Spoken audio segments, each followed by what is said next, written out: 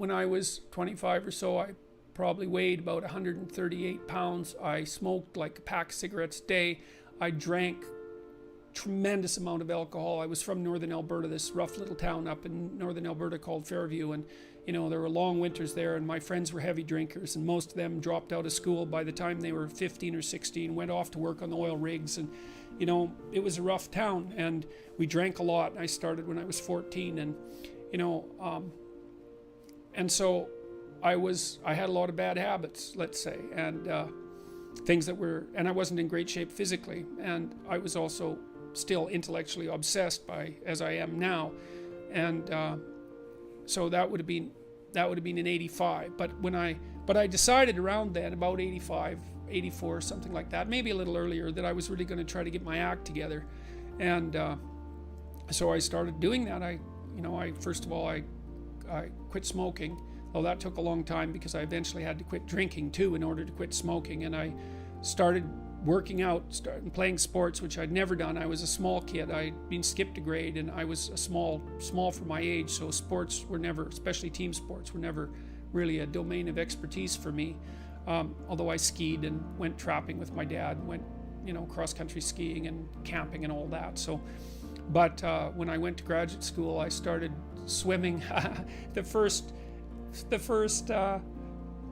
physical exercise routine I did, I enrolled in a swimsercise course, I think it was called. So it was me and this like really overweight kid, and like these 60-year-old women, and man, they could out exercise me like mad. It was really embarrassing. Me and the overweight kid, you know, we'd be just panting ourselves 3/4 to death at the end of the bloody workout, and these 60-year-old women who weren't in great shape were like, you know, chatting away as if nothing was going on at all in the pool. So that was quite embarrassing, and as was going to the weight room, you know, because when I started I could barely bench press 75 pounds, and people used to keep coming over and helping me, which was the last thing I bloody well wanted, but certainly needed. And I got to the point where I could bench press 225 pounds. I think that was the best I did, and I gained about 30 pounds of muscle in a year and a half, so that was a good thing.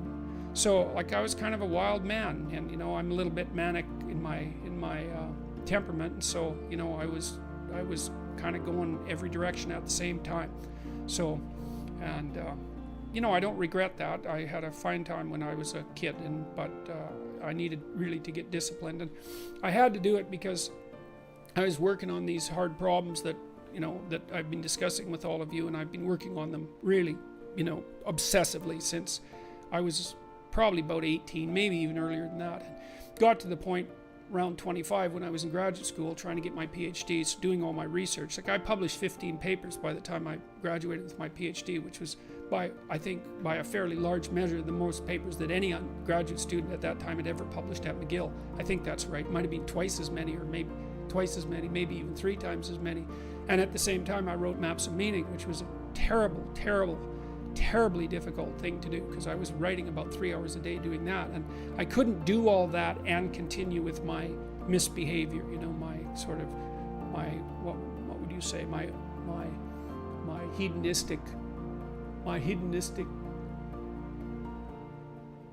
massive hedonistic consumption of alcohol and all of that. I just couldn't keep it up, and also work seriously on the issues that were at hand. So, you know, I had to stop. That's a sacrifice. I had to stop messing about and straighten myself out. And I got married. Well, the woman who's my wife, Tammy, who I've known since she was 8 years old, she lived across the street from me in this little town called Fairview, and I was in love with her like the first time I saw her, which is quite the bloody thing.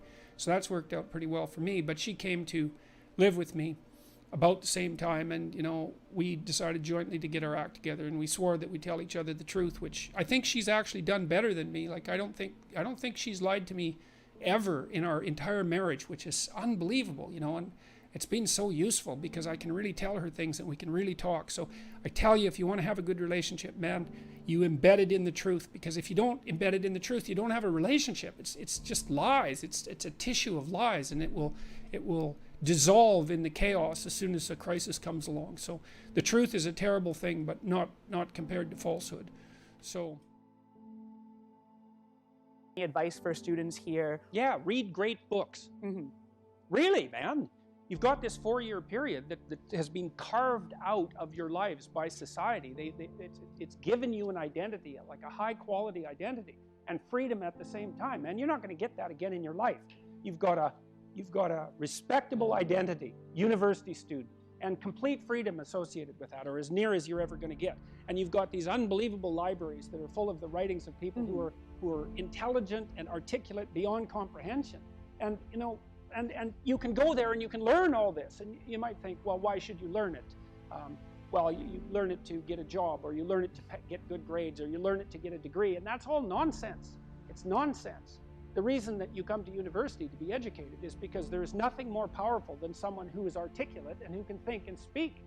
It's power, and I mean power of the best sort. It's authority and influence and respectability and competence. And so you come to university to craft your highest skill, and your highest skill is to be found in articulated speech. And if you're a master at formulating your arguments, you win everything. And better than that, when you win everything, everyone around you wins too. Because to transform yourself into, let's consider your transformation to something approximating the logos. It means you shine a light on the whole world. Well, there's nothing more exciting to do than that. There's nothing better you can possibly do. And to think that you're coming to university to be, you know, trained to have a job, it's like, great, that's a hell of a lot better than being unemployed and covered with Cheeto dust while you're snacking away in front of your video game in the basement. But it's not a, and I don't have anything against video games, by the way, but but it's hardly a triumphant call to being in the world, and that's what university should be calling forth. It's like, God, you people, you know, I know what Harvard students are like. I taught here for 5 years. You people are spectacular. You're spectacular. You're all capable of being world beaters. You transform yourself into something that's articulated and sensible and grounded in history and knowledgeable and wise, man. You can do anything you want, and hopefully anything you want for good.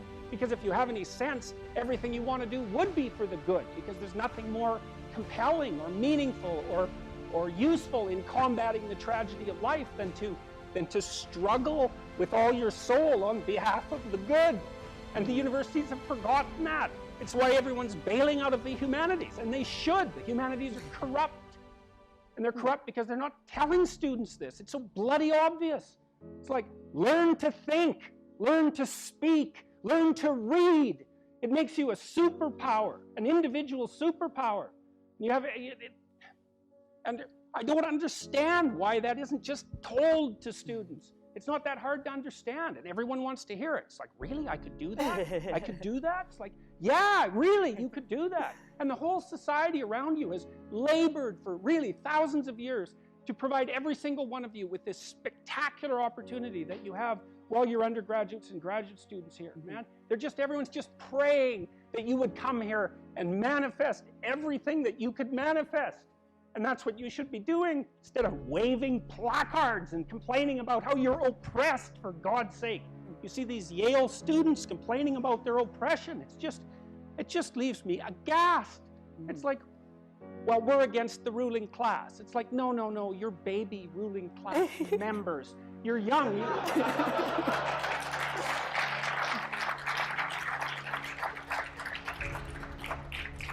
The only reason you're not rich is because you're young. You know, that's the best. Really, if you look at the 1% even, the dreaded 1%, you know, most of those people are old. Why? Well, when you progress through life, if you're reasonably successful, you trade in your promising youth for your wealthy old age, but you're still bloody old. Would you trade it? Would you trade your youth for that? Like, if you factor age out of the economic equation, things look a lot different. Well, of course older people have more money. If they have any sense, they've been collecting it for their whole life. Is that somehow unfair? It's not unfair unless you want to be poverty-stricken when you're 70, and you don't want to be poverty-stricken when you're 70. So I just don't understand what's happened to the universities. I can't believe that you're not told when you come the first day, look, man, you're here on a heroic mission. You're going to take your capacity to articulate yourself to levels that are undreamed of. You're going to come out of here unstoppable. You're going to be able to do anything you want. It's like, that's what you're here for.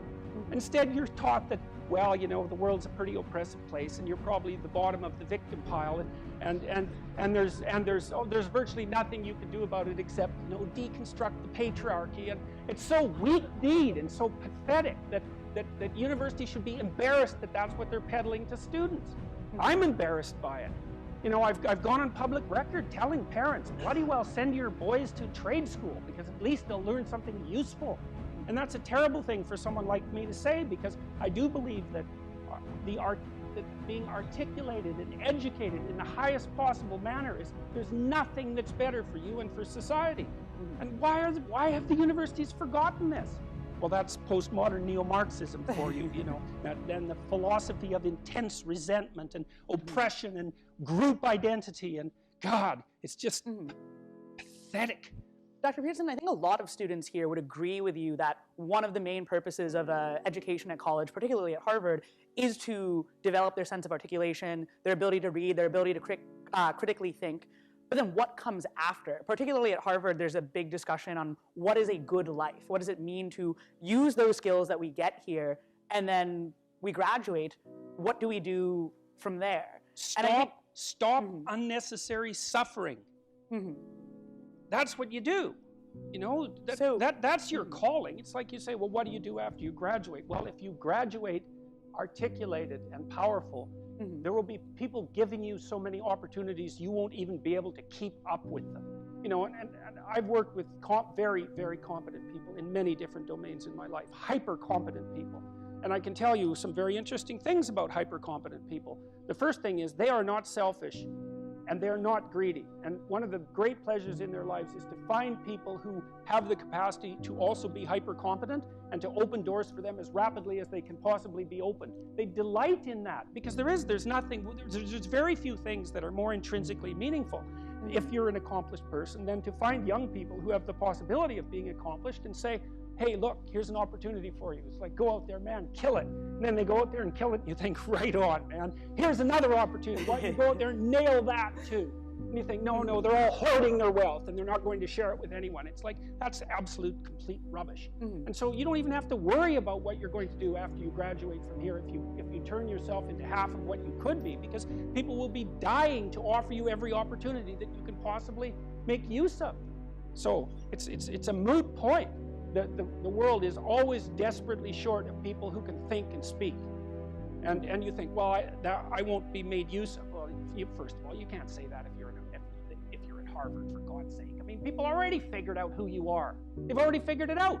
And they're offering you the world on a gold platter. Take it. It's yours. Take it. It's like, great, man. Put yourself together and deserve it. That would be great. And that's what everyone wants. It's what your parents want. It's also what you want. You know it. It's what you want. It's what women want from men. It's what men want from women. It's like for you to be who you could be. And the highest faculty of the human being is articulated speech. It's the divine faculty. And there is nothing more powerful than that. There's nothing that's even in the same league.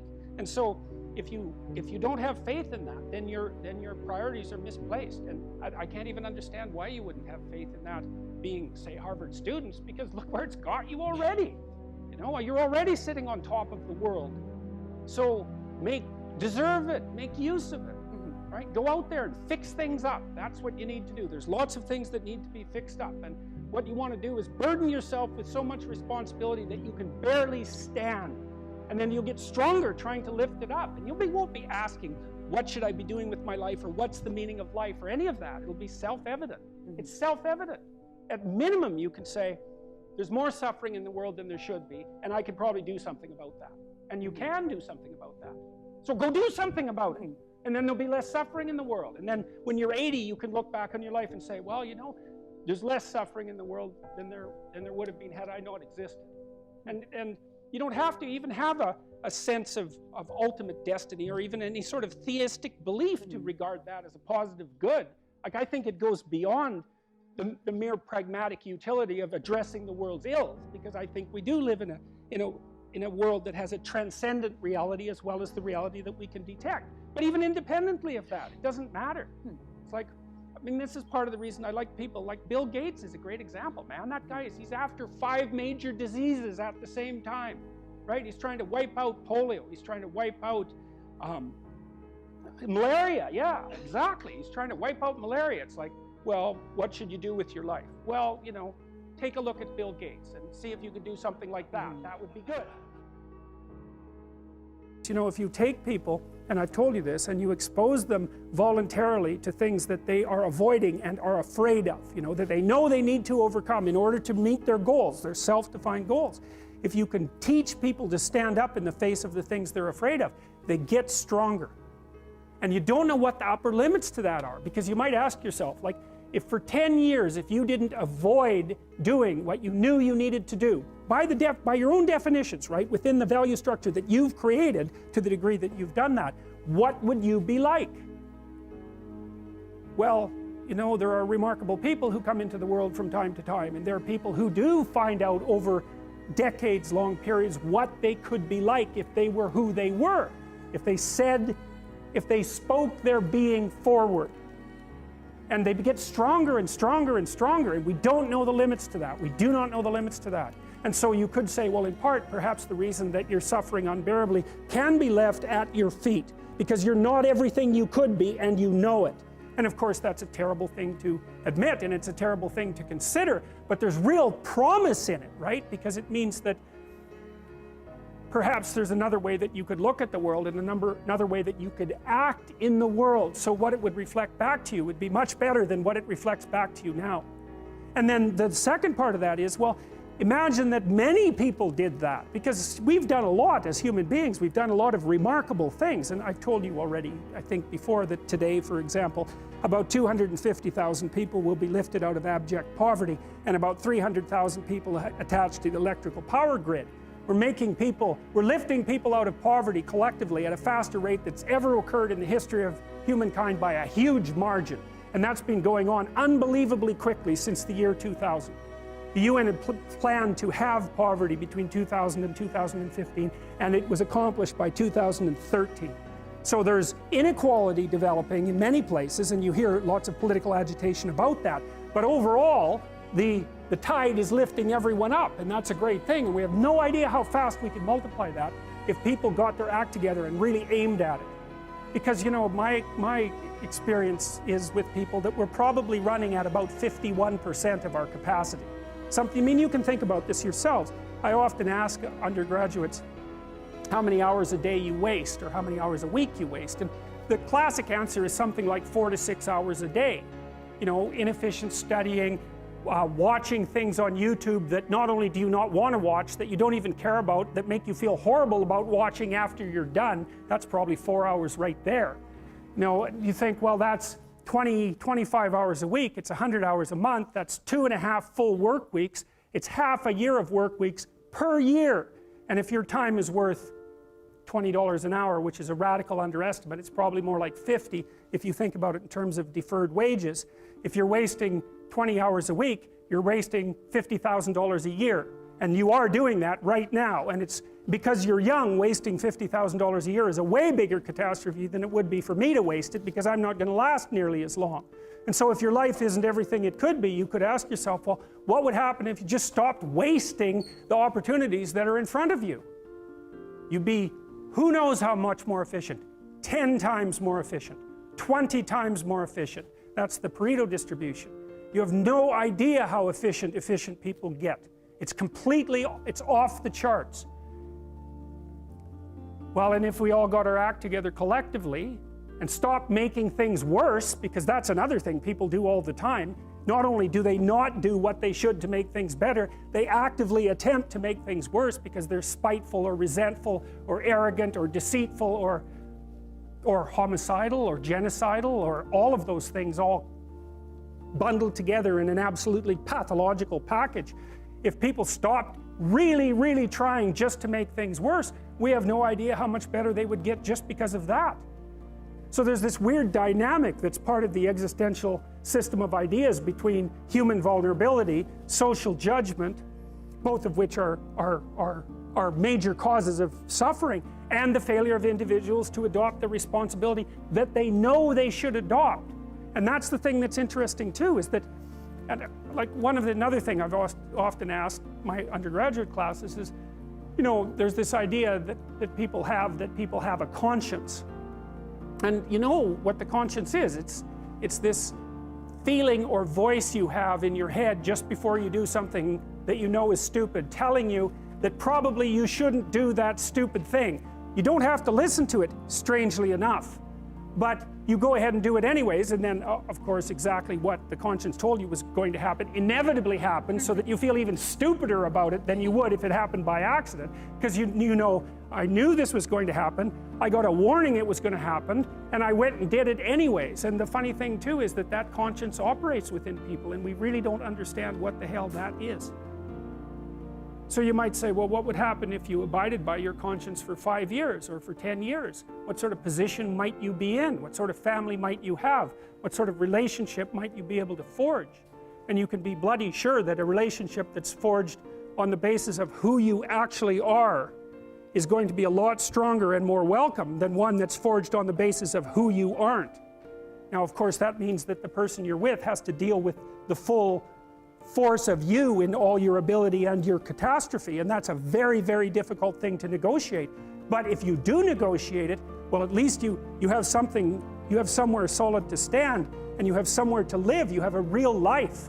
And it's a great basis upon which to bring children into the world, for example, because you can have an actual relationship with them instead of torturing them half to death, which is what happens in a tremendously large minority of cases. Well, it's more than that too, because, and this is what I'll close with, and this is why I wanted to introduce Solzhenitsyn's writings to you. You see, because it isn't merely that your fate depends on whether or not you get your act together and to what degree you decide that you're going to live out your own genuine being. It isn't only your fate, it's the fate of everyone that you're networked with. And so, you know, you think, well, there's 9 billion, 7 billion people in the world. We're going to peak at about 9 billion, by the way, and then it'll decline rapidly. But 7 billion people in the world, and who are you? You're just one little dust mote among that 7 billion. And so it really doesn't matter what you do or don't do, but that's simply not the case. It's the wrong model, because you're at the center of a network. You're a node in a network. Of course, that's even more true now that we have social media. You'll know 1,000 people, at least, over the course of your life. And they'll know 1,000 people each, and that puts you one person away from 1,000,000, and 2 persons away from 1,000,000,000. And so that's how you're connected. And the things you do, they're like dropping a stone in a pond.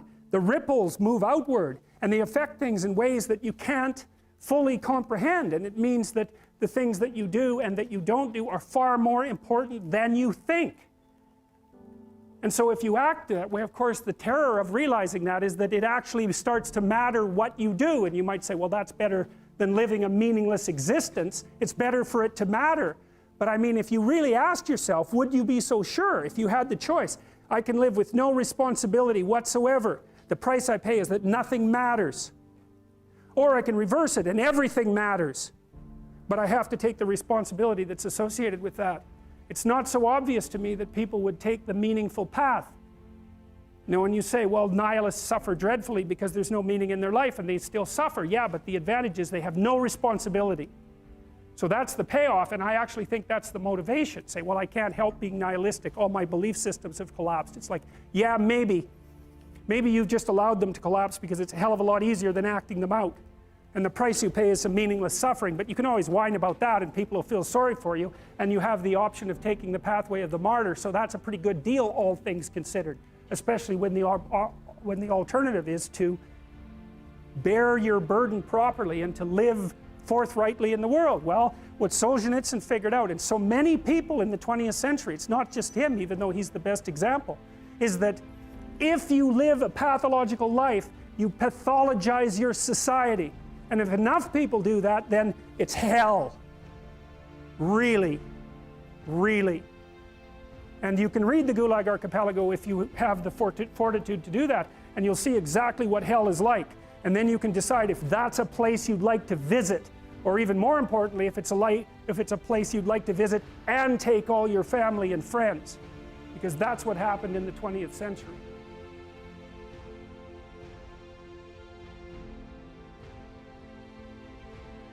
If you're hungry, it's not a deterministic drive. It's a subpersonality that has a goal, and then it has a bunch of action patterns that are going to work in reference to that goal. It has a bunch of perceptions that suit that goal, and it organizes your emotional responses around that goal. And so to think about it as a personality is it's a much more intelligent way to look at it. One other thing about Skinner's rats, you know, Skinner could get rats to do almost everything, and he would reward them with food. And so he had a simple rat model, but his rats were starved down to 75% of their normal body weight. So not only were they not social, gregarious rats like rats are, because they were isolated, they were genetically altered from wild rats, but they also weren't as complex as a real rat because they were starving. And so, but you know, a starving rat is a pretty good model of a rat, and a rat is a pretty good model of a person. But a lot of our models of simple behavioral learning were based on starving, isolated rats. So, anyways, how to think about motivation? We'll think about it from the hypothalamic perspective. So we could say one thing that motivation does is set goals. And we could say that emotions track progress towards goals. And I'm going to use that schema even though it's not exactly right. So you say, well, motivation determines where you're going to aim. So if you're hungry, you're going to aim at something to eat. And then that will organize your perceptions so that you zero out everything that isn't relevant to that task, which is almost everything. You concentrate on those few things that are going to facilitate your movement forward. When you encounter those things, that produces positive emotion as you move through the world towards your goal, and you see that things are laying themselves out that facilitate your movement forward. Those things cause positive emotion. And if you encounter anything that gets in the way, then that produces negative emotion, and it can be like threat, because you're not supposed to encounter something that gets in the way.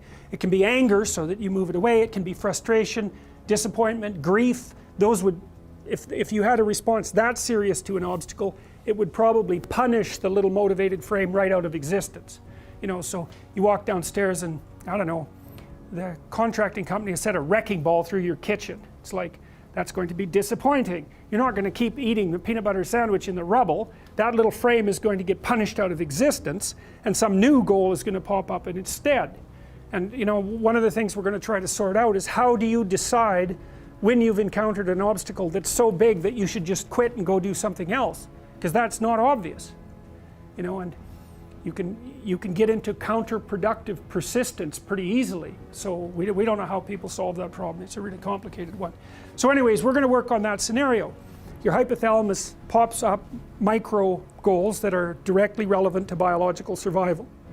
That produces a frame of reference. So it's not a goal, it's not a drive, and it's not a collection of behaviors. It's a little personality. And the personality has a viewpoint, it has thoughts that go along with it. It has perceptions, it has action tendencies, all of that. You can see this in addiction, most particularly.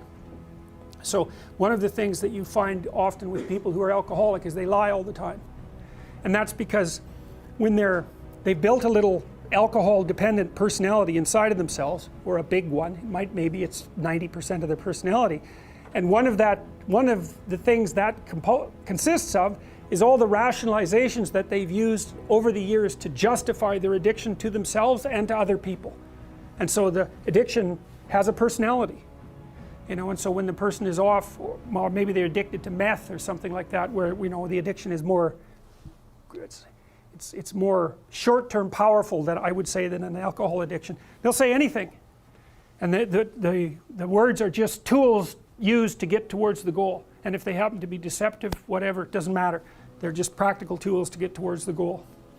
And then when you get towards the goal and you take a nice shot of meth or something like that, you reinforce all those rationales that you used to get the drug, and then the next time you're even a better deceiver and liar.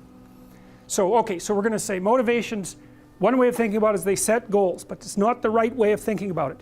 They produce a whole framework of interpretation. And so we're going to think about that framework of interpretation. And then emotions emerge inside of that. So that's it. So the world is framed, motivation set goals. You could say the world has to be framed. So motivation sets that frame. Goals, emotions, perceptions, and actions. And then actions track progress. So positive emotion says you're moving forward properly towards your goal. And if you encounter something you don't expect, you stop. That's anxiety. It's like, oh, we're not where we thought we were. And so we don't know what to do. So we should stop because we don't know where we are or what we're doing. Stop, frozen. And then the more powerful negative emotions like pain, they might make you get out of there. So Emotions, forward, stop, reverse. That's your emotions within that motivated frame.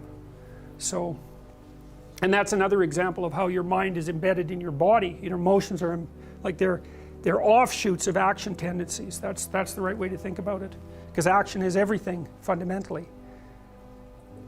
So what are some basic motivations? Most of these are regulated by the hypothalamus, by the way, and that tells you just how important a control system it is. The other thing that's useful to know about the hypothalamus is that it has projections going up from it that are like tree trunks, and inhibitory projections coming down that are like grapevines.